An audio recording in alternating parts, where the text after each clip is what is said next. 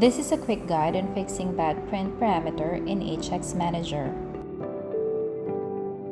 When HX Manager displays this die code 10,000, it means that print parameter is not set correctly in Vanguard Create. You will also find these details showed on the printer's OLED display while beacon light is yellow.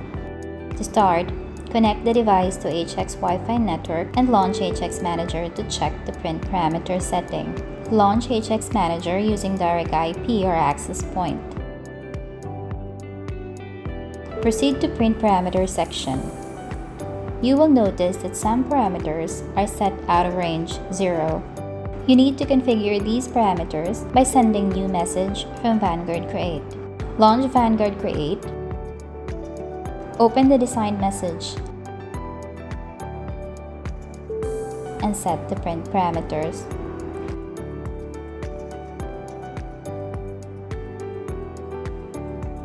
Using the correct network IP, click Submit. Open HX Manager to verify if the parameters are successfully sent. For more information, please contact technical@maplejet.com.